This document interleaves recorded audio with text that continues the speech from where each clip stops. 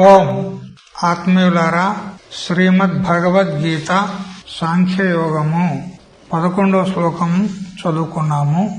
అందులో మధుసూదన సరస్వతి స్వాముల వారి యొక్క అవతారిక కూడా చూశాము. మరియు ఆనందగిరుల వారి యొక్క అవతారిక కూడా ప్రారంభించుకున్నాము. ఇంకా ముందు అవతారిక ఉంది, అది చూద్దాము. 40వ పేజీ ఆనందగిరి టీకా 3వ పంక్తి. వృత్తి కృతాం అభిప్రాయం ప్రత్యాఖ్యాయ స్వాభిప్రేతః శాస్త్రార్థః సమర్థితః.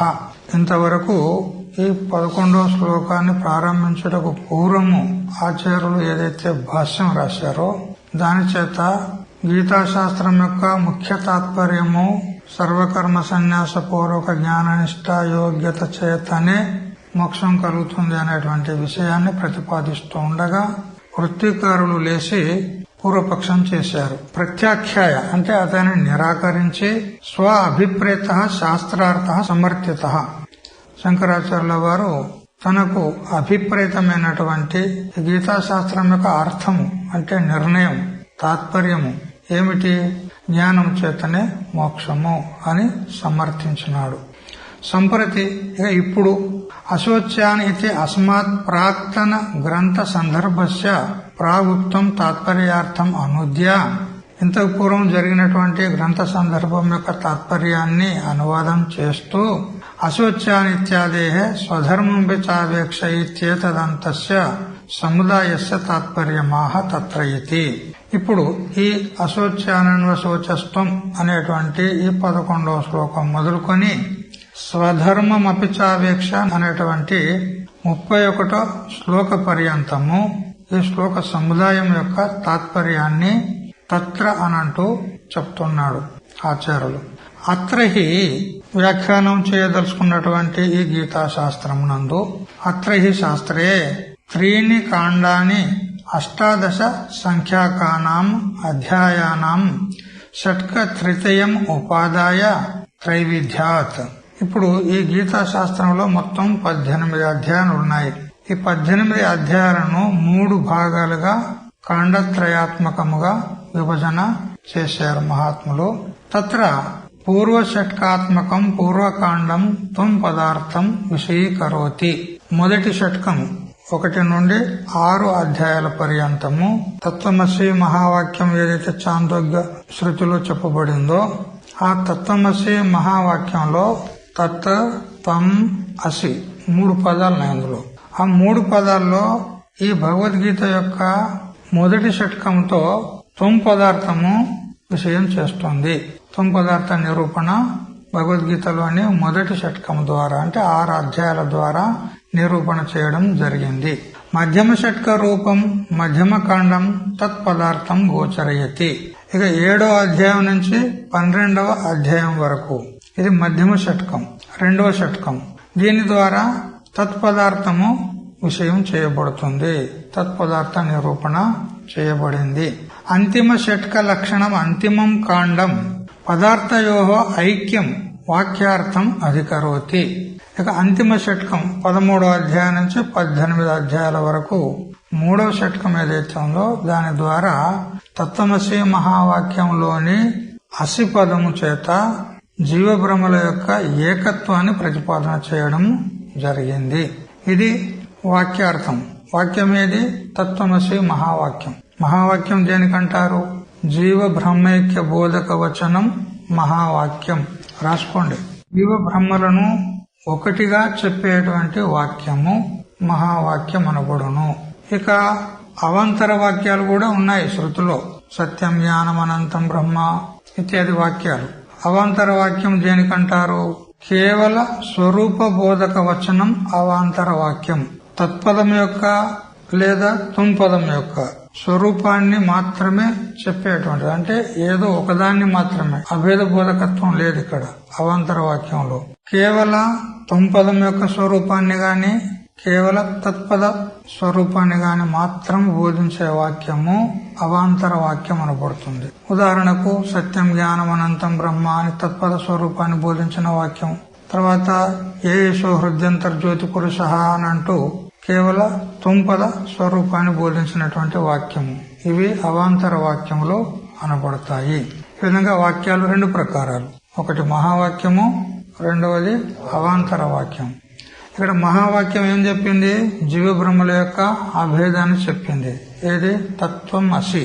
అందులో తత్పదం యొక్క స్వరూప నిరూపణ మధ్యమ షట్కం ద్వారా చేయబడింది.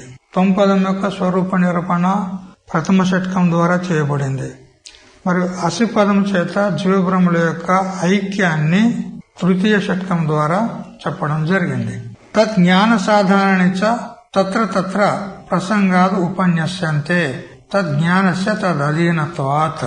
తజ్ఞానస్య అంటే పరబ్రహ్మం యొక్క స్వరూపం ఏదైతే ఉందో దాని యొక్క జ్ఞానము జ్ఞాన సాధనాల అధీనంలో ఉంటుంది కదా. సాధనాలను అవలంబిస్తేనే సాధ్యం ప్రాప్తమవుతుంది కదా. అందుకని ఆ విషయం అంతా మేము అక్కడక్కడ ప్రసంగానుసారంగా చెప్తాము అంటాడు. తత్వజ్ఞానమేవ కేవలం కైవల్య సాధనం ఇది సర్వత్ర విగీతం. మొత్తం గీతా శాస్త్రంలో ఇంతనే ఒక్క నిశ్చయం చేసుకొని తెలుసుకోవాలి. ఏమిటి? జీవబ్రహ్మల యొక్క ఏకత్వ జ్ఞానము చేతనే కైవల్య ప్రాప్తి. తత్వజ్ఞానమేవ, తత్వం అంటే యథార్థ స్వరూపం. ఏమిటి? జీవో బ్రహ్మైవ నాపరః. ఇది యథార్థం. ఈ జీవ బ్రహ్మల యొక్క ఐక్య జ్ఞానం చేతనే కైవల్య ప్రాప్తి అని సర్వత్రా తెలుసుకోవాలి. ఏవం పూర్వోక్త రీత్యా గీతా శాస్త్రే పరినిశ్చితే సతి ఇది యావత్. పూర్వము సర్వకర్మ సన్యాస పూర్వక జ్ఞాననిష్ట యోగ్యత మాత్రాది ఏవ కైవల్య ప్రాప్తి అని భాష్యకారులు చెప్పినటువంటి ఆ వచనము నిశ్చయంగా మనము గుర్తుపెట్టుకోవాలి. ఇదే గీతా శాస్త్రం యొక్క తాత్పర్యం. ఇక ఉత్తర గ్రంథం ఏదైతే ఉందో అశోచ్యానను శోచస్తం, ఇది ఎందుకు ప్రవృత్తమైంది అని చెప్తూ ధర్మే సమ్మూఢం కర్తవ్య అకర్తవ్య వివేక వికలం చేతః యస్య తస్య మిథ్యాజ్ఞానవతః అహంకార మమకారవతః శోకాఖ్య సాగరే దురుత్తారే ప్రవిశ్య క్లిశ్యతః బ్రహ్మాత్మైక్య లక్షణ వాక్యార్థ జ్ఞానం ఆత్మజ్ఞానం తద్ వ్యతిరేకేన ఉద్ధరణ సిద్ధేః తం అతి భక్తం అతి స్నిగ్ధం శోకాద్ ఉద్ధర్తుం ఇచ్చన్ భగవాన్ యథోక్త జ్ఞానం తం అర్జునం అవతారయన్ పదార్థ పరిశోధనే ప్రవర్తయన్ ఆదౌ త్వం పదార్థం శోధయుతం అశోచ్యానిత్యాది వాక్యం ఆహ ఇతి యోజన. ఇప్పుడు అశోచ్యాన్ అనే శ్లోకాన్ని ప్రవృత్తం చేయడానికి ముందు దానికి అవతారిక చెప్తున్నాడు. భగవంతుడు అర్జునుడిని ఉద్దేశించి అతన్ని శోకసాగరం నుంచి తరింపజేయడానికి ఆత్మజ్ఞాన వ్యతిరిక్తంగా అన్య సాధనం ఏమీ లేదు అని భావించి ఆత్మజ్ఞానాన్ని ఉపదేశించడానికి ఈ శ్లోకం ద్వారా ప్రవృత్తుడైనాడు. ఇటువంటి అర్జునుడు ధర్మే సమ్మూఢం, స్వధర్మం అయినటువంటి యుద్ధ ధర్మం ఏదైతే ఉందో ఆ విషయంలో మూఢుడైపోయినాడు. ఏ విధంగా? కర్తవ్య అకర్తవ్య వివేక వికలం. ఈ ధర్మమా అధర్మమా, కర్తవ్యమా అకర్తవ్యమా అనేటువంటి వివేకం చేయలేనటువంటి స్థితిలో ఉన్నాడు అర్జునుడు. స్వయంగా తానే చెప్పాడు కదా, ధర్మ సమ్మూఢ చేతాహ అంటూ. కాబట్టి ధర్మే సమ్మూఢం, ధర్మం నందు మోహితుడైపోయినాడు. అంటే కర్తవ్య అకర్తవ్య వివేక వికల, కర్తవ్యము అకర్తవ్యమును వివేకం చేయలేనటువంటి పరిస్థితుల్లో మోహితుడైపోయినటువంటి చేతస్సు కలవాడైనటువంటి అర్జునుణ్ణి ఉద్దేశించి భగవంతుడు మిథ్యాజ్ఞానవత. ఇప్పుడు అర్జునుడు ఎట్లా ఉన్నాడు? మిథ్యా అజ్ఞానం కలిగిన వాడు ఉన్నాడు. ఈ అజ్ఞానం ఎక్కడి నుంచి వచ్చింది అంటే మిథ్యా అజ్ఞానము. అజ్ఞానం వాస్తవంగా లేదు.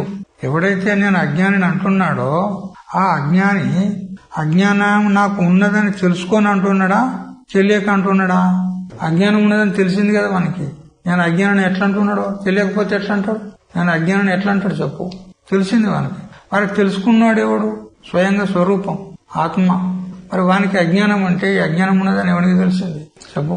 నిజంగా వానికి అజ్ఞానం ఉంటే ఈ అజ్ఞానం ఉన్నదని ఎట్లా తెలుసుకున్నాడు వాడు? వానికి అజ్ఞానం లేదు వాస్తవంగా. కాబట్టి ఇది ఎక్కడి అజ్ఞానము అంటే మిథ్యా అజ్ఞానము, కాల్పనికమైనటువంటి అజ్ఞానం, వాస్తవం కాదు. ఆ మిథ్యా అజ్ఞానం చేత కర్తవ్య అకర్తవ్య వివేక వికలుడైనటువంటి చేతస్సు అంటే మనసు కలిగినటువంటి అర్జునుణ్ణి ఇంకెటువంటి వాడు అర్జునుడు? అహంకార మమకారవత, అహంకారము మమకారము. అహం ఏషాం ఏతే మమ, నేను వారి వాడను వారు నా వారు అనేటువంటి ఈ అహంకార మమకారాల చేత కొట్టబడినటువంటి చేతస్కుడు. మరి ఇంకెట్లా ఉన్నాడు? శోకాఖ్య సాగరే దురుత్తారే ప్రవిశ్య క్లిశ్యత, ఈ శోకం అనేటువంటి సాగరంలో మునిగిపోయినటువంటి మరియు కొట్టుమిట్టాడుతున్నటువంటి అర్జునుణ్ణి ఉద్దేశించి భగవంతుడు చెప్తున్నాడు. ఆ శోక సాగరం ఎలాంటిది? దానికి విశేషణం ఇచ్చినాడు ఇక్కడ ఆనందగిరిలో వారు. ఏమని? దురుత్తారే అన్నాడు. అంటే కష్టము చేత దాటుటకు యోగ్యమైనటువంటి శోకసాగరం. అంటే శోకసాగరాన్ని దాటడం అసాధ్యమని కాదు. దురుత్తారే అంటే దురుతేన కష్టేన ఉత్తర్తం యోగ్య దురుత్తార, కష్టం చేత దాటడానికి వస్తుంది, అనాయాసంగా దాటేది మాత్రం కాదు. అటువంటి దురుత్తారమైనటువంటి శోకసాగరం నందు నిమగ్నుడయ్యి పీడింపబడుతున్నటువంటి ఆ అర్జునుని ఉద్దేశించి శ్రీకృష్ణ పరమాత్మ ఈ శ్లోకాన్ని ప్రవృత్తం చేస్తున్నాడు. బ్రహ్మాత్మైక్య లక్షణ వాక్యార్థ జ్ఞానం ఆత్మజ్ఞానం. ఆత్మజ్ఞానం అంటాం మనం. ఆత్మజ్ఞానం చేత శోకాన్ని దాటుతాము అంటాం. ఇది ఔపచారికంగా చెప్తాము, ఆత్మజ్ఞానం బ్రహ్మజ్ఞానము అని ఏ విధంగా మనం చెప్తాము. కానీ వాస్తవంగా శోకాన్ని దాటడానికి ఉపయుక్తమైనటువంటి జ్ఞానం ఎలా ఉంటుంది? బ్రహ్మాత్మైక్య లక్షణ వాక్యార్థ జ్ఞానం. వాక్యం ఏది? తత్వమసి మహావాక్యం. ఆ మహావాక్యం యొక్క తాత్పర్యం ఏంది? జీవబ్రహ్మల యొక్క ఏకత్వాన్ని చెప్పింది. ఆ జీవబ్రహ్మల యొక్క ఏకత్వ రూపమైనటువంటి తత్వమసి మహావాక్యం యొక్క తాత్పర్యమైనటువంటి ఏ జ్ఞానం ఉన్నదో అదే ఆత్మజ్ఞానం. ఆత్మజ్ఞానం అంటే ఏంది? కేవలం ఆత్మజ్ఞానం అంటే కూటస్థ జ్ఞానము అని ఇట్లా కూడా అర్థమవుతుంది. ఆత్మజ్ఞానం అంటే కూటస్థుడు, ఈ శరీరంలో ఉన్నటువంటి వాడు ఆత్మ. ఈ ఆత్మజ్ఞానం అంటే కేవలం తొంపదార్థ జ్ఞానమే అయిపోతుంది. అట్లా కాదు. ఆత్మజ్ఞానం అంటే జీవబ్రహ్మల యొక్క బ్రహ్మాత్మల యొక్క ఏకత్వాన్ని విషయం చేసేటువంటి మహావాక్యార్థమే ఆత్మజ్ఞానము. దాని చేతనే తప్ప మరి ఏ ఉపాయం చేత తద్ అతిరేకేన ఈ జీవబ్రహ్మల యొక్క ఏకత్వాన్ని విషయం చేసేటువంటి ఆత్మజ్ఞానం తప్ప ఇంకా వేరే ఉపాయం చేత ఉద్ధరణ అసిద్ధేహే, ఈ దుస్తరమైనటువంటి సంసార సాగరాన్ని దాటడము అశక్యం ఉన్నందువలన తం అతి భక్తం, భగవంతుడు ఆత్మజ్ఞానాన్ని బోధిస్తున్నాడు. ఎవరికి? అర్జునునికి. అర్జునుడు ఎటువంటి వాడు? అతి భక్తం, భగవంతునికి అత్యంత ప్రీతిపాత్రుడు మరియు అత్యంత విశ్వాసపాత్రుడు మరి భక్తుడు. భగవంతుడు ముందు కూడా చెప్పబోతాడు, భక్తోసమే సఖాచేతి రహస్యం హేతదుత్తమం అని అంటాడు. ఈ రహస్యమైనటువంటి ఉత్తమమైనటువంటి ఈ బ్రహ్మ విద్యను నీకు బోధిస్తున్నాను. ఎందుకు అంటే నువ్వు నా భక్తుడు మరియు నా సఖుడవు, మిత్రుడవు ఉన్నావు, అందువల్ల బోధిస్తున్నా నీకు అని చెప్పాడు. అది మధ్యలో పెట్టుకుని ఆనందగిరిల వారు చెప్తున్నాడు, అతి భక్తం అతి స్నిగ్ధం, అత్యంత స్నేహితుడు అంటే సఖుడు, మిత్రుడు. కాబట్టి అతనికి శోకాదు ఉద్ధర్తం ఇచ్చన్, ఆ అర్జునుణ్ణి శోకము నుండి ఉద్ధరించుటకు ఇచ్చగలవాడైనటువంటి భగవంతుడైన శ్రీకృష్ణుడు యథోక్త జ్ఞానం. యథోక్త జ్ఞానం అంటే బ్రహ్మాత్మైకత్వ లక్షణ వాక్యార్థ జ్ఞానం ఆత్మజ్ఞానం అనేటువంటి ఏ జీవబ్రహ్మల యొక్క ఏకత్వానికి సంబంధించినటువంటి ఆత్మజ్ఞానం ఉన్నదో దాన్ని తం అర్జునం అవతారయన్, ఆ జ్ఞానాన్ని అర్జునునికి బోధించుటకై పదార్థ పరిశోధనే ప్రవర్తయన్, పదార్థాల యొక్క పరిశోధనమునందు ప్రవృత్తుల్ని చేస్తున్నాడు. ఎందుకంటే మోక్షానికి ప్రతిబంధకం ఎవరు? అజ్ఞానం. ఆ అజ్ఞానం దేంతో నివృత్తి అవుతుంది? జ్ఞానం చేత నివృత్తి అవుతుంది. ఎవరి జ్ఞానం చేత అంటే సాధారణంగా ఆత్మజ్ఞానం చేత అంటాం. కానీ అట్లా కాదు. ఆ జ్ఞానము తత్పద, త్వంపద మరియు అసిపద మూడిటి యొక్క జ్ఞానం ఉండాలి. అంటే జీవబ్రహ్మల యొక్క ఏకత్వ జ్ఞానం చేత ఆ జ్ఞానము నివృత్తి అవుతుంది. మోక్షాన్ని కలుగజేసేటువంటి అజ్ఞానాన్ని నివృత్తి చేసేటువంటి జ్ఞానం ఏదైతే ఉందో అది వాక్యార్థ జ్ఞాన అధ్యయనంలో ఉంటుంది. మరి వాక్యార్థం జ్ఞానం కలగాలంటే ఆ వాక్యంలో ఉన్నటువంటి తత్ త్వం అసి అనేటువంటి పదార్థాల జ్ఞానం ఉండాలి. పదార్థాల జ్ఞానం ఉంటేనే మనకు వాక్యార్థ జ్ఞానం అవుతుంది. అంటే వాక్యార్థ జ్ఞానం కలగాలంటే ఆ వాక్యంలో ఉన్నటువంటి అనేక పదాలు ఉంటాయి కదా, ఒక్కటే పదంతోనే వాక్యం మనం పద సముదాయకు వాక్యకయ్యే హై.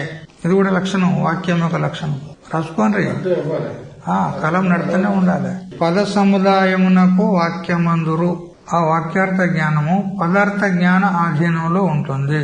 ఆ వాక్యంలో అనేక పదాలు ఉంటాయి. ఆ పదాల యొక్క అర్థ జ్ఞానం ఉంటే వాక్యార్థ జ్ఞానం అవుతుంది. అందువల్ల మహావాక్యార్థ జ్ఞానం కలగాలంటే మహావాక్యంలో ఉన్నటువంటి తత్, త్వం, అసి అనేటువంటి పదార్థాల జ్ఞానం అవసరం. అందుకని పదార్థాల యొక్క శోధన కోసము అర్జునుడిని ప్రవృత్తి చేస్తూ త్వం పదార్థం శోధయితుం అశోచ్యాన్ ఇత్యాది వాక్యం ఆహ ఇది యోజన. ఈ మొదటి షట్కం ద్వారా త్వం పదార్థాన్ని శోధన చేస్తూ అశోచ్యాన్ ఇత్యాది వాక్యం చేత ప్రారంభిస్తున్నాడు భగవంతుడు. యస్య అజ్ఞానం తస్య భ్రమ. ఎవనికి అజ్ఞానం ఉంటుందో వానికి భ్రమ అవుతుంది. భ్రమ ఎందుకైతుంది? అజ్ఞానం వల్లనే. అందుకని ఎవనికైతే అజ్ఞానం ఉంటుందో వానికి భ్రమ అవుతుంది. యస్య భ్రమ తస్య పదార్థ శోధన పూర్వకం సమ్యక్ జ్ఞానం వాక్యాద్ ఉదేతి ఇది జ్ఞానాధికారిణం అభిప్రేత్య ఆహ అశోచ్యాన్ ఇత్యాది.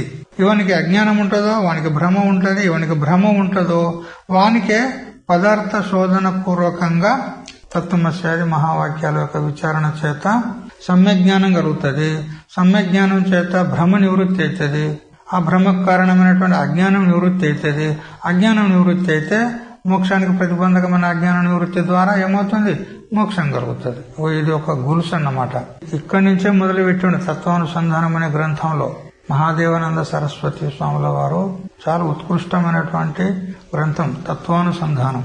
దానికి స్వయం ప్రకాశానంద యతి టీకా రాశాడు, అద్వైత కౌస్తుభ టీకా అని. ఆయన ఇక్కడి నుంచే మొదలు పెట్టాడు. ప్రతివాడికి మోక్షం కావాలి అనే ఇచ్చ ఉందా లేదా? కానీ అందరూ నేను ముక్తున్నాను అంటున్నారా? ముక్తుడైన తర్వాత మోక్షం కావాలని ఎందుకు కోరరు. మరి మోక్షానికి ప్రతిబంధకం ఎవరు? అజ్ఞానము. ఆ అజ్ఞానం ఎలా నివృత్తి అవుతుంది? జ్ఞానం చేత నివృత్తి అవుతుంది. ఆ జ్ఞానం ఎట్లా కలుగుతుంది? మహావాక్యార్థ విచారణ చేస్తే కలుగుతుంది. మహావాక్యార్థ జ్ఞానం ఎట్లయితుంది? పదార్థం యొక్క జ్ఞానం అవుతుంది. అందుకని ఒక్కొక్క పదాన్ని శోధన చేయడానికి మేము గ్రంథాన్ని ఉపక్రమిస్తున్నాము అని అంటూ తత్వానుసంధానం మొదట్లోనే ఈ విధంగా వాక్యాన్ని చెప్తూ ఇక గ్రంథం ప్రారంభం చేశాడు. ఇది వేదాంతంలో మూలమైనటువంటి మొదటి భూమిక అన్నమాట ఇది. అదే ఇక్కడ చెప్తున్నాడు. మోక్షానికి ప్రతిబంధకం అజ్ఞానము. ఆ అజ్ఞానం చేత భ్రమ కలుగుతుంది. ఆ భ్రమ నివృత్తి కావాలంటే జ్ఞానం కావాలి. ఆ జ్ఞానం ఎలా కలుగుతుందంటే పదార్థ శోధన పూర్వకంగా కలుగుతుంది. ఆ పదార్థాల జ్ఞానం చేత వాక్యార్థ జ్ఞానం అవుతుంది. వాక్యార్థ జ్ఞానం చేత అజ్ఞానం నివృత్తి ద్వారా మోక్షం కలుగుతుంది అని ఈ అభిప్రాయం చేత అర్జునుడు జ్ఞానానికి అధికారి ఉన్నాడు అని భావించి ఈ అశోచ్యానన్న శోచస్వం అనేటువంటి శ్లోకం చేత ఆత్మజ్ఞానాన్ని బోధించుటకు భగవంతుడు ఉపక్రమించాడు అని చెప్పినాడు. ఎత్తు కైశ్చిత్ ఆత్మావారే ద్రష్టవ్య ఇత్యాది ఆత్మయాతాత్మ దర్శన విధిం వాక్యార్థం అనేన శ్లోకేన వ్యాచస్తే స్వయం హరిహి ఇత్యుక్తం తదయుక్తం. కొందరు ఇక్కడ అంటారు ఎత్తు కైశ్చిత్ అంటాడు. కొంతమంది ఈ విధంగా అంటున్నారు. ఏమని? ఆత్మావారే ద్రష్టవ్య శ్రోతవ్యో మంతవ్యో నిధిధ్యాసితవ్య అనేటువంటి ఏదైతే శృతి ఆత్మ సాక్షాత్కారం కోసము సాధనలు చెప్పింది ఉన్నదో శ్రవణము, మననము, నిధిధ్యాసనము, శ్రోతవ్య, మంతవ్య, నిధిధ్యాసితవ్య అంటూ తవ్య ప్రత్యయం పెట్టి అక్కడ ఏం చెప్పింది శృతి మాత అనంటే అక్కడ విధిని చెప్పింది. శ్రవణ విధిని, మనన విధిని, నిధిధ్యాసన విధిని చెప్పింది ఉన్నది అంటారు. అదే ఆత్మవారే ద్రష్టవ్య అనేటువంటి ఏ ప్రమాణం ఉన్నదో శృతి వాక్యం ఉన్నదో దాని యొక్క విశ్లేషణనే ఈ అశోచ్యానన్న శోచస్వం అనేటువంటి శ్లోకంలో ఉంది అంటారు కొంతమంది. అయితే ఇక్కడ ఈ శ్లోకంలో అక్కడ శృతిలో ఏ విధంగా తవ్య ప్రత్యయం పెట్టి విధానం చేయబడిందో అట్లాంటి విధిని బోధించేటువంటి ప్రత్యయాలు లేవు ఇక్కడ. అందువల్ల వారు చెప్పింది అసత్, వారు చెప్పింది యుక్తం కాదు, యోగ్యం కాదు అని చెప్తూ కృతి యోగ్యతా ఏకార్థ సమవేత శ్రేయ సాధనతాయాః వా పరాభిమత నియోగస్య వా విద్యార్థస్య అత్ర అప్రతీయమానస్య కల్పనాహేత్వభావాత్ అన్నాడు. విధి ఎక్కడుంటుంది? కృతిలో, కార్యంలో, చేసేటువంటి పనిలో విధి ఉంటది. కానీ జ్ఞానంలో విధి లేదు. ఎందుకనంటే జ్ఞానం అనేది ప్రమాణ ప్రమేయ అధీనంలో ఉంటది. ఈ విధి అనేది కర్త యొక్క ఆధీనంలో ఉంటది. ఒక కర్త ఉన్నాడు కర్మ చేయడానికి, అతనికి శాస్త్రం విధానం చేసింది. ఎవరికైతే స్వర్గం కావాలో వాడు దర్శ పూర్ణమాసాభ్యాం యజేత అని, యజేత అనేది ఇది విధిని బోధిస్తుంది, అంటే ప్రేరేపిస్తుంది అన్నమాట. కర్మలో ఎక్కడైతే కర్మ చేసేది ఉంటుందో అక్కడ విధి ఉంటది. ఆ పురుషుని ప్రేరేపించడానికి ఇది చెయ్యి, నీకు స్వర్గం కావాలా, ఇది దర్శపూర్ణమాస యాగం చెయ్యి, లేదా సోమేన యజేత, సోమయాగం చేత నువ్వు స్వర్గానికి పోతావు కాబట్టి సోమయాగం చెయ్యి అని ఈ విధంగా విధానం చేసింది. ఎక్కడ కర్మ ఉంటుందో అక్కడ విధి ఉంటది, కానీ జ్ఞానంలో విధి ఉండదు. ఉదాహరణకు భాద్రపద చవితి నాడు చంద్రుణ్ణి చూడకూడదు అని పురాణ వాక్యం ఉంది. చూస్తే అపనిందల పాలవుతాడా అని ఇట్లా నానుడి పురాణ వాక్యం ఉంది. లోకంలో కూడా ప్రచలితం ఉంది. అయితే ఒక వ్యక్తికి భాద్రపద చవితి నాడు చంద్రుని చూడొద్దు అనేటువంటి జ్ఞానం కూడా ఉంది. చూడకుండా ప్రయత్నం చేస్తూ ఉన్నాడు ఆ రోజు రాత్రి, ఆ చవితి నాడు. కానీ అకస్మాత్తుగా ఆకాశంలో ఏదో శబ్దం లాగా వినబడింది. వెంటనే ఆకాశంలోకి చూశాడు. చూడగానే వెంటనే చంద్రుని జ్ఞానం అయిందా లేదా ఆకాశంలో? మరి ఇప్పుడు అక్కడ ఏమన్నా విధి ఉన్నదా? ఇగో నువ్వు చంద్రుని చూడు అని ఏమైనా విధి ఉన్నదా? ఈ ప్రమాణమైనటువంటి నేత్రము ప్రమేయమైనటువంటి చంద్రుని యొక్క సంబంధం అయిందంటే వెంటనే చంద్ర అనే జ్ఞానం అయింది. అయం చంద్ర, చంద్రుడు అనే జ్ఞానం అయింది. ఇప్పుడు ఇక్కడ ఏమన్నా విధి ఉన్నదా? నువ్వు చంద్రుని చూడు అని విధి ఉన్నదా? ఇక్కడ ఎవరు చెప్పలే, ఎవరు విధానం చేయలే. కానీ ప్రమాణం ప్రమేయం యొక్క సంబంధం అయిందా, వెంటనే జ్ఞానం అయిపోయింది. ఇక్కడ విధి లేదు. ఈ విధి అనేది కర్తృతంత్రం ఉంటది, జ్ఞానం అనేది వస్తుతంత్రం ఉంటది. ఇది రాసి పెట్టుకోండి. జ్ఞానం వస్తుతంత్రం ఉంటది, తంత్రం అంటే అధీనం, వస్తువు యొక్క అధీనంలో ఉంటుంది. ఇక విధి అనేది కర్తృతంత్రం ఉంటది, కర్త అధీనంలో ఉంటది. ఇది నియమం అన్నమాట. జ్ఞానము వస్తుతంత్రం ఉంటది, అక్కడ విధి ఏముండదు. నువ్వు చెయ్యి, చూడు, అక్కడ పో, ఇక్కడ రా అని జ్ఞానంలో ఉండదు. జ్ఞానం ఎట్లుంటది అంటే ప్రమాణము ప్రమేయం యొక్క అధ్యయనంలో ఉంటది. ప్రమాణం అనే నేత్రము ప్రమేయమైనటువంటి చంద్రుడు రెండు సంబంధం ఏంటంటే వెంటనే జ్ఞానం అవుతుంది. అంతే. నీకు ఇచ్చ లేకున్నా, నాకు చంద్రుని చూడాలని ఇచ్చ ఉందా? నీకు లేదు, అయినా కానీ జ్ఞానం అయిందా లేదా?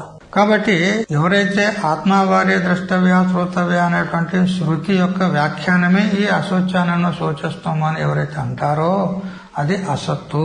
ఎందుకంటే ఈ శ్లోకంలో తవ్య ప్రత్యయం లేదు, ఆనీయ ప్రత్యయం లేదు, త ప్రత్యయం లేదు, యజేత ఇత్యాది.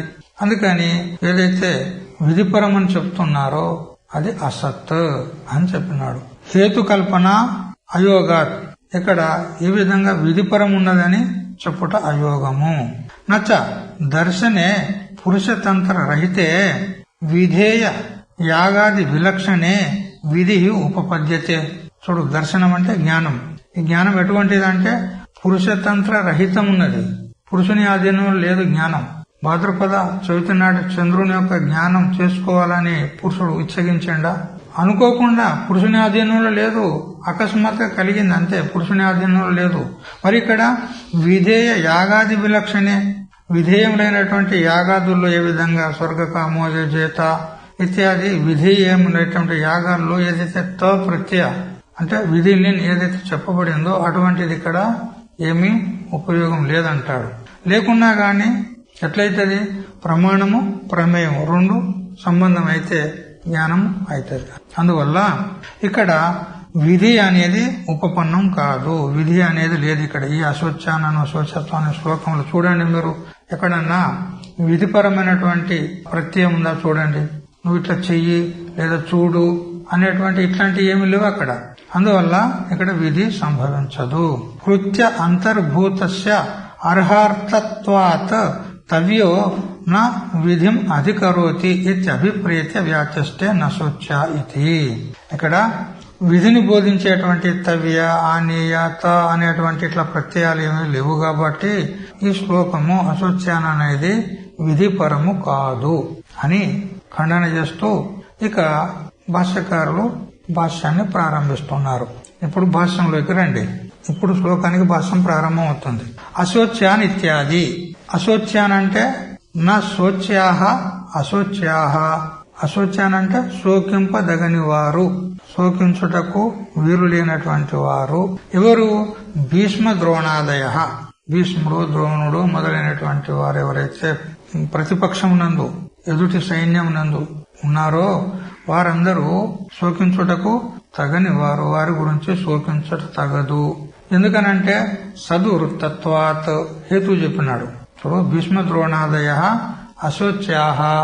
భీష్మ ద్రోణాదులు అశోచ్యులు అంటే శోకించుటకు తగని వారు అని ఇది ప్రతిజ్ఞ. ఇది ఒక అనుమాన ప్రయోగం. ఏ విధంగా పర్వతో వహ్నిమాన్, పర్వతం అగ్ని గలది, ఇది ప్రతిజ్ఞా వాక్యం. ఎందుకు? ధూమత్వాత్, అక్కడ ధూమం కనపడుతున్నందువలన, పొగ కనపడుతున్నందువలన ఆ పర్వతము అగ్నిగలదై ఉంది. ఉదాహరణ ఏమిటి? ఏ విధంగా వంట ఇంటిలో మహానసము, వంట ఇంటిలో అగ్ని పొగ యొక్క సహచార దర్శనం అయింది. ఇదివరకు మనకు అనుభవం ఉన్నది. అదే విధంగా ఇక్కడ కూడా పొగ నిటారుగా కనపడుతుంది కాబట్టి అక్కడ కూడా అగ్ని ఉంటుంది. ఇది అనుమాన ప్రయోగం. పర్వతో వహ్నిమాన్ అనేది ప్రతిజ్ఞ, ధూమత్వాత్ అనేది హేతువు, మరియు యథా మహానస అనేది ఉదాహరణ. అట్లే ఇక్కడ చూడండి. భీష్మ ద్రోణాదయ అశోచ్యాహ.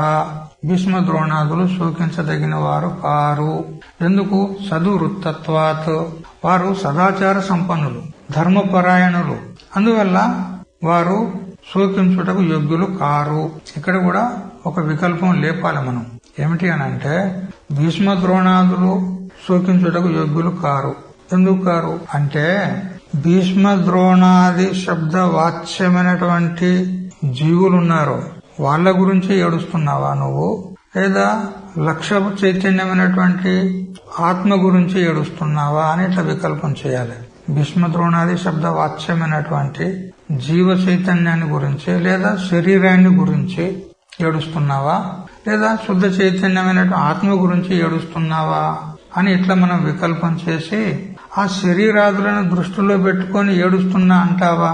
ఆ శరీరాదుల చేత వాచ్యమైనటువంటి భీష్మ ద్రోణాదులు ఎవరైతే ఉన్నారో వాళ్ళు సత్ప్రవర్తన కలిగినటువంటి వారు ఉన్నారు, సదాచార సంపన్నులు ఉన్నారు.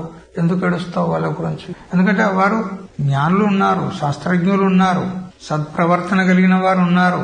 వారికి తెలుసు మేము అధర్మ పక్షంలో నిలబడ్డాము, ఇది యుక్తం కాదు అని వారికి తెలుసు.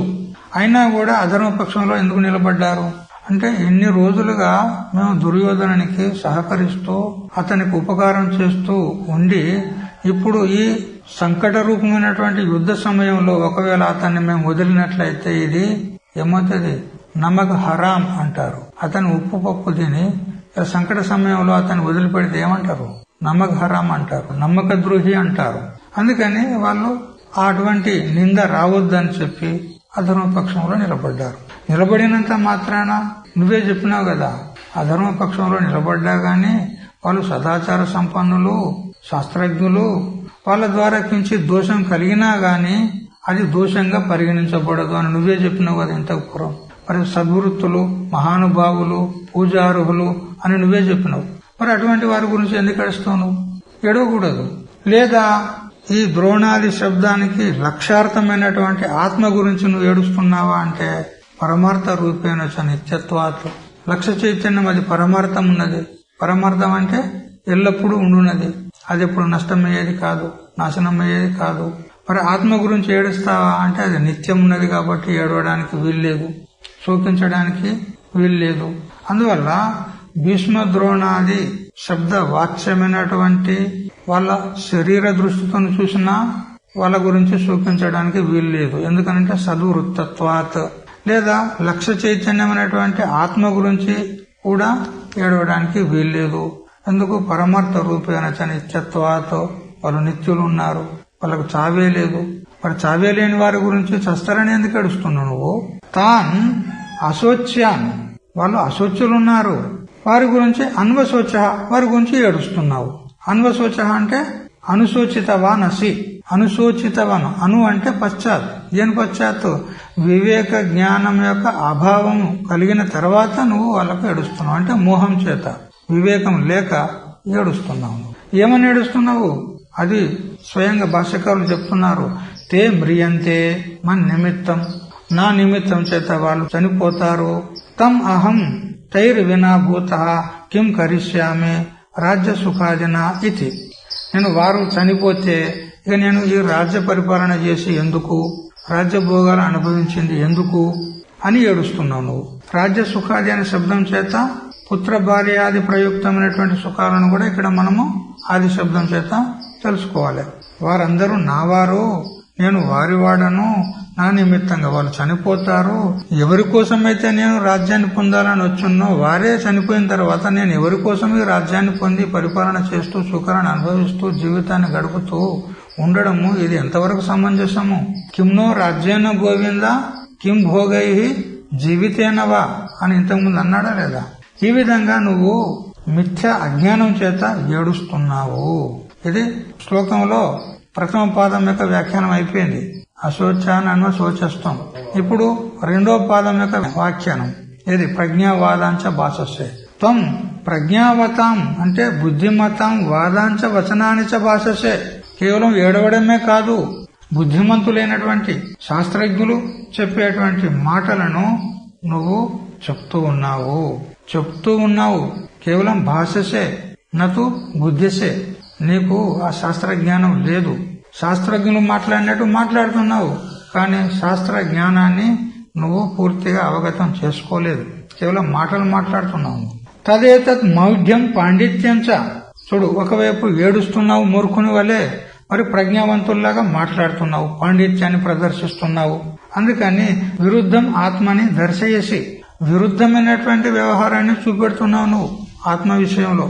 వాళ్ళందరూ చస్తారని ఒకవైపు ఏడుస్తున్నావు, మరి పండితుల్లాగా మాట్లాడుతున్నావు. ఎట్లా? ఉన్మత్త ఇవ ఇత్యభిప్రాయ, పిచ్చివాన్ లాగా మాట్లాడుతున్నావు నువ్వు అని అంటున్నాడు. యస్మాత్ గత అసూన్ అంటే గత ప్రాణాన్ అనగా మృతాన్. ఎందువల్లనైతే పండితులైనటువంటి వారు గతాసూన్, అసు అంటే ప్రాణాలు, అంటే మృతాన్ చచ్చిన వారి గురించి గాని, లేదా అగతాసూన్ అంటే అగత ప్రాణ అంటే జీవితహాచ జీవించి ఉన్న వారి గురించి గాని నా అనుశోచంతి పండితాహ. పండితాహ అంటే ఆత్మజ్ఞాహ. పండితులంటే ఆత్మజ్ఞానం కలిగినటువంటి వారు చచ్చిన వారి కోసం గాని చావనున్న వారి కోసం గాని వారు శోకించరు, ఏడవరు. పండితాహ అంటే ఏమిటి? పండా ఆత్మ విషయ బుద్ధి ఏషాం తేహి పండితాహ. పండ అంటే ఆత్మ విషయక బుద్ధి, ఆత్మ యొక్క యథార్థ జ్ఞానం. బుద్ధి అంటే జ్ఞానం. ఆత్మ విషయకమైనటువంటి జ్ఞానం, యథార్థ జ్ఞానం ఎవరికైతే కలిగితుందో వారు పండితాహ. దీని ప్రమాణం ఏమిటి? పండితాహ అంటే ఆత్మజ్ఞుడు అని ఏ విధంగా చెప్తున్నావు? ప్రమాణం ఏమిటి అంటే బృహదారణ్యకోపనిషత్తు 3:5:1 చెప్పింది ఉన్నది. పాండిత్యం నిర్విద్య ఇది శృతేహే. పాండిత్యం నిర్విద్య అంటే ఆత్మ యాతాత్మ బోధరూపమైనటువంటి జ్ఞానమును పొంది, అంటే పాండిత్యం అనే శబ్దానికి అక్కడ ఏమని చెప్పినట్లయింది శృతిలో? పాండిత్యం అంటే ఆత్మజ్ఞానము, అది కలిగినటువంటి వాడు ఆత్మజ్ఞాని, అతడు పండితుడు. ఆ పండితులైనటువంటి వారు మరణించిన వారి గురించి గాని జీవించి ఉన్నటువంటి వారి గురించి గాని శోకించరు. కానీ నువ్వు శోకిస్తున్నావు మూర్ఖుని వలె, ఉన్మత్తుని వలె. శోకింపదగని వారిని గురించి శోకిస్తున్నావు, మరి ప్రజ్ఞావంతుల్లాగా శాస్త్రజ్ఞుల్లాగా మాట్లాడుతున్నావు. కానీ ఇది పండితులకు శోభించదు. పండితులు ఈ విధంగా చెయ్యరు. ఎందుకు? వారు చచ్చిన వారి గురించి గాని చావనున్న వారి గురించి గాని శోకించరు, ఏడవరు. పరమార్థతస్తు నిత్యాన్. అయి భీష్మ ద్రోణాదులు వారి యొక్క వాస్తవ స్వరూపం ఏమిటి? పరమార్థ స్వరూపం ఏమిటి? వారు నిత్యులయ్యా, ఎల్లప్పుడూ ఉండేవారు, నిత్యులున్నారు. అశోచ్యాన్ అనుశోచసి, అశోచ్యులైనటువంటి నిత్యులైనటువంటి వారి గురించి నువ్వు శోకిస్తున్నావు. అతః మూఢః ఆసీత్ అభిప్రాయ. అందుకని నువ్వు మూర్ఖుని ఉన్నావు అని భలే తిట్టినాడు ఇక్కడ భగవంతుడు ఆ అర్జునుడిని. ఇదివరకే చెప్పినాడు, కుతస్త్వాకస్మలమిదం విషమే సముపస్థితం అనార్య దుష్టం అస్వర్గ్యం అకీర్తికరం అర్జున అని ఇదివరకే తిట్టాడు. దాన్నే ఇప్పుడు మళ్ళీ పునః అనువాదం చేస్తూ మళ్లీ తిట్టినాడు. అదే ఆ శ్లోకం యొక్క వ్యాఖ్యానమే ఇది. అక్కడ అనార్య దుష్టం అస్వర్గ్యం అకీర్తికరం అర్జున అన్నాడు కదా, ఆ 3 శబ్దాల వ్యాఖ్యానమే ఈ శ్లోకం. అనార్య దుష్టం అంటే ఆర్యులైనటువంటి వారు, పండితులైనటువంటి వారు, ఆత్మజ్ఞులు శోకించరు. అశోచ్యాన్ అన్వశోచస్తం అని అనార్య దుష్టం యొక్క వ్యాఖ్యానం. మరియు అస్వర్గ్యం అనేటువంటి శబ్దానికి వ్యాఖ్యానం ఏమైంది ఇక్కడ? ప్రజ్ఞావాదాంచ భాషసే. ఇక అకీర్తికరం అని అక్కడ అన్నాడు కదా, దాని వ్యాఖ్యానం ఏది? గతాసోన గతాసోంచనాను శోచంతి పండితాహ. చూడు, అక్కడ ఏదైతే శ్లోకాన్ని ప్రవృత్తం చేశాడో భగవంతుడు, దానిదే వ్యాఖ్యానం చేసినాడు ఇక్కడ భగవంతుడు అశోచ్యాన అంటూ. మరి దాన్ని ఇంకా విశ్లేషణ చేస్తూ ముందు శ్లోకంలో చెప్తాడు. ఇది ఎట్లా ఉన్నదంటే, మొదలు సంక్షేపంగా ఒక విషయాన్ని ప్రస్తావించిన తర్వాత దాన్ని పదార్థాన్ని విడదీసి పదాల యొక్క అర్థాన్ని చెప్పడం, ఆ తర్వాత మళ్ళా దాన్ని విస్తారంగా చెప్పడం. ఇది ఒక వ్యాఖ్యాన పద్ధతి అన్నమాట. భగవంతుడు కూడా అట్లే చేస్తున్నాడు. ఇక్కడ కుతస్త్వ కస్మలమిదం అని అక్కడ ప్రస్తావించినటువంటి వాక్యాన్ని ఇక్కడ పదార్థం యొక్క అర్థం చెప్పినాడు. మళ్ళా ముందు వ్యాఖ్యానం చేయబోతున్నాడు నత్వేవాహం అని అంటూ. ఇది వ్యాఖ్యాన పద్ధతి అన్నమాట. వ్యాఖ్యాన పద్ధతి ఎట్లా ఉంటదంటే, పదచ్ఛేదో పదార్థోక్తి విగ్రహో వాక్య యోజన ఆక్షేపస్య సమాధానం వ్యాఖ్య పంచవిధ స్మృత అంటూ పరాశర ఉపపురాణంలో ఈ శ్లోకం ఉంది. ఒక శ్లోకము గాని ఒక వాక్యాన్ని గాని మనం దాని గురించి వ్యాఖ్యానం చేయాలంటే ఇట్లా 5 ప్రకారాల దాని యొక్క వ్యాఖ్యాన అంగాలు ఉంటాయన్నాడు. పదచ్ఛేదం చేయాలి మొదలు, మరి పదం యొక్క అర్థం చెప్పాలి, మరి విగ్రహం చేయాలి. అక్కడ సమాస పదం గనుక ఉన్నట్లయితే విగ్రహం చేసి చెప్పాలి. మరియు తర్వాత ఆ వాక్య యోజన చేయాలి. ఆ శ్లోకంలో లేదా వాక్యంలో ఉన్నటువంటి పదాలు అక్కడ ఇక్కడ ఉన్నట్లయితే వాటిని ఒక దగ్గర చేర్చి వాక్యాన్ని రచన చేసి వాక్య యోజన చేయాలి. ఆ తర్వాత దానిపైన ఆక్షేపం చేయాలి, ప్రశ్న చేయాలి. ప్రశ్న చేసిన తర్వాత దానికి సమాధానం చెప్పాలి. ఈ విధంగా వ్యాఖ్యాన పద్ధతి ఉంటుంది. అదే పద్ధతిలో భగవంతుడు కూడా ఇక్కడ చేస్తున్నాడు. కుతస్త్వ కస్మల మీదమనంటూ అనార్య దుష్టమ స్వర్గమ కీర్తికరం అర్జున అంటూ చెప్పిన శ్లోకం అక్కడ ప్రస్తావన చేసి దాని యొక్క పదార్థాలను ఇక్కడ చెప్పినాడు అశోచ్యాన్ అని అంటూ. మరియు దాని వ్యాఖ్యానం ముందు నత్వేవాహం అన్నట్టు శ్లోకం ద్వారా చేస్తాడు. ఇది వ్యాఖ్యాన పద్ధతి అన్నమాట. స్వయంగా భగవంతుడే తాను చెప్పినటువంటి శ్లోకానికే తాను పదాలకు అర్థం చెప్తూ మరి వ్యాఖ్యానం చేస్తున్నాడు. మళ్ళీ దాని మీద శంకరాచార్యులు భాష్యం ద్వారా తాను వ్యాఖ్యానం చేస్తాడు. ఈ విధంగా మొదటి శ్లోకం యొక్క భాష్యం అయింది. ఇంకా దానికి ఆనందగిరి టీకా ఉంది. హరి ఓం తచ్చత్. ఓం సహనావతు సహనౌ భునక్తు సహ వీర్యం కరవావహై తేజస్వినావధీతమస్తు మా విద్విషావహై. ఓం శాంతి శాంతి శాంతి.